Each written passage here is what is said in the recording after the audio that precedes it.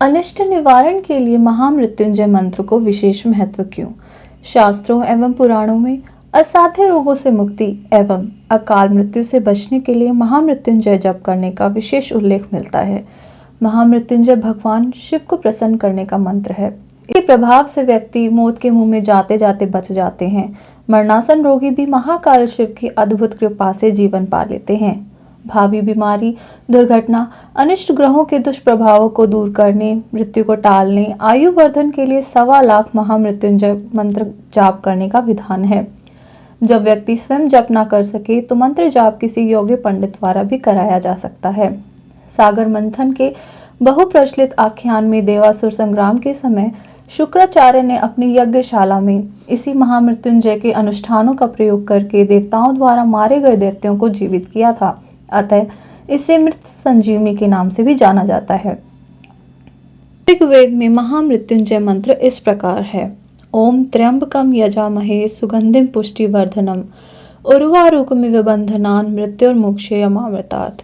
जिसे युक्त मंत्र बनाने के लिए इस प्रकार पढ़ा जाता है। ओम होम जुम सह ओम भूर्भुवस्वः ओम त्र्यंबकम यजामहे सुगंधिम पुष्टिवर्धनम उर्वारुकमिव बंधनान् मृत्युर्मुक्षयमामृतात्। ओम भूर्भुवस्वः जुम होम ओम। अर्थात हम त्र्यंबकम यानी 3 नेत्रों वाले शिव भगवान की पूजा करते हैं। मैं पुष्टिवर्धक खरबूजे की भांति मृत्यु के बंधन से मुक्त हो जाऊं, अमृत से नहीं। पुराण में महर्षि मार्कंडेय कृत महामृत्युंजय मंत्र एवं स्तोत्र का वर्णन मिलता है, जिसके अनुसार महामुनि मृकंडु के कोई संतान नहीं थी, इसलिए उन्होंने पत्नी सहित कठोर तप करके भगवान शंकर को प्रसन्न किया। भगवान शंकर ने प्रकट होकर कहा, तुमको पुत्र प्राप्ति होगी, पर यदि गुणवान, सर्वज्ञ, यशस्वी, परम धार्मिक और समुद्र की तरह ज्ञानी पुत्र चाहते हो तो उसकी आयु केवल 16 वर्ष की ही होगी। उत्तम गुणों से हीन अयोग्य पुत्र चाहते हो तो उसकी आयु 100 वर्ष की होगी। इस प्रकार मुनि मृकंडु ने कहा, मैं गुण संपन्न पुत्र ही चाहता हूँ, भले ही उसकी आयु छोटी क्यों न हो। मुझे गुणहीन पुत्र नहीं चाहिए। तथास्तु कहकर भगवान शंकर अंतर्ध्यान हो गए। मुनि ने बेटे का नाम मार्कंडेय रखा। वह बचपन से ही भगवान शिव का परम भक्त था।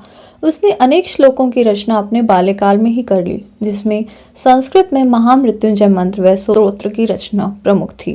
जब वह 16 वर्ष में प्रवेश हुआ तो ऋषि मृकंडु चिंतित हुए। उन्होंने अपनी चिंता को मार्कंडेय को बताया। मार्कंडेय ने कहा कि मैं भगवान शंकर की उपासना करके उनको प्रसन्न करूंगा और अमर हो जाऊंगा।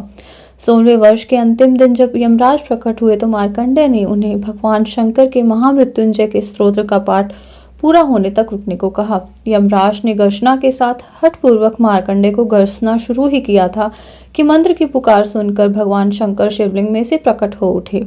उन्होंने क्रोध से यमराज की ओर देखा। तब यमराज ने डरकर बालक मार्कंडेय को न केवल बंधन मुक्त कर दिया बल्कि अमर होने का भी वरदान दिया और भगवान शिव को प्रणाम करके चले गए।